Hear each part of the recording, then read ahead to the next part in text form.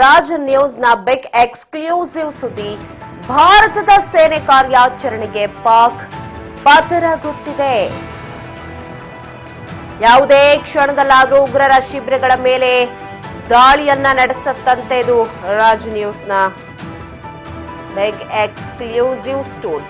ಯಾವುದೇ ಕ್ಷಣದಲ್ಲಿ ಬೇಕಾದರೂ ಉಗ್ರರ ಶಿಬಿರಗಳ ಮೇಲೆ ದಾಳಿ ಆಗುತ್ತೆ ಅಂತ. ಪಿಒಕೆಯಲ್ಲಿ 42 ಉಗ್ರರ ಲಾಂಚ್ ಪ್ಯಾಡ್ ಮೇಲೆ ಭಾರತ ದಾಳಿಯನ್ನ ನಡೆಸಿದೆ.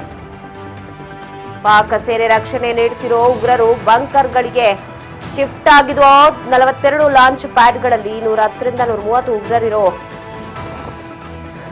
ಶಂಕೆ ವ್ಯಕ್ತವಾಗಿದ್ದು, ಶಿಬಿರಗಳ ಮೇಲೆ ಭಾರತ ಕಣ್ಣಿಟ್ಟಿದ್ದು ಐಬಿರಾ ಏಜೆನ್ಸಿ ಮಾಹಿತಿಯನ್ನ ಸಂಗ್ರಹಿಸಿದೆ. ಯಾವುದೇ ಕ್ಷಣದಲ್ಲಾದರೂ ಉಗ್ರರ ಶಿಬಿರಗಳ ಮೇಲೆ ಭಾರತ ದಾಳಿಯನ್ನ ನಡೆಸಬಹುದು. ಪಾಕ್ ಆಕ್ರಮಿತ ಕಾಶ್ಮೀರನಲ್ಲಿ 42 ಜನ ಇದ್ದಾರೆ ಅನ್ನೋ ಮಾಹಿತಿ ಸಿಕ್ಕಿದ್ದು, ಬಂಕರ್ಗಳಲ್ಲಿ ಅಡಗಿಸಿಕೊಂಡಿದ್ದರಂತೆ. 42 ಲಾಂಚ್ ಪ್ಯಾಡ್ಗಳಲ್ಲಿ 110ರಿಂದ 130 ಉಗ್ರರು ಅಡಗಿಕೊಂಡಿದ್ದಾರೆ ಅನ್ನೋ ಮಾಹಿತಿ ಸದ್ಯ ಲಭ್ಯವಾಗಿದೆ.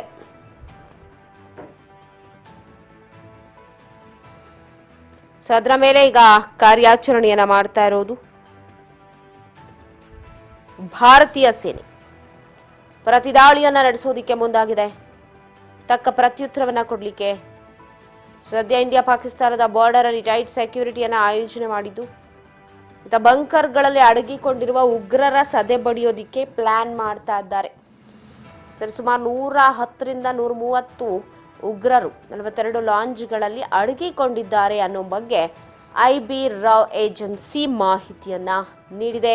ಅದರ ಅನುಸಾರ ಉಗ್ರರ ಅಡಗುತಾಣಗಳ ಮೇಲೆ ದಾಳಿಯನ್ನ ನಡೆಸೋದಿಕ್ಕೆ, ಕ್ಷಿಪಣಿ ದಾಳಿ ಆಗಿರಬಹುದು, ಏರ್ ಸ್ಟ್ರೈಕ್ ಆಗಿರ್ಬೋದು, ಪ್ರತಿಯೊಂದರ ಉಡಾವಣೆಗೂ ಸೈನ್ಯ ಸಜ್ಜಾಗಿದೆ.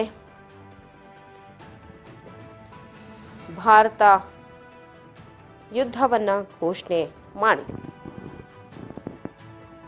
ಪಾಕಿಸ್ತಾನ ಕದನ ವಿರಾಮ ಪಾಲಿಸಲ್ಲ ಎಂಬ ಮಾಹಿತಿ ಬಹಿರಂಗವಾಗಿದ್ದು, ಏಪ್ರಿಲ್ ತಿಂಗಳಲ್ಲಿ 12 ಬಾರಿ ಗಡಿಯಲ್ಲಿ ಪಾಕಿಗಳು ಕದನ ವಿರಾಮ ಉಲ್ಲಂಘನೆ ಮಾಡಿದ್ದಾರೆ.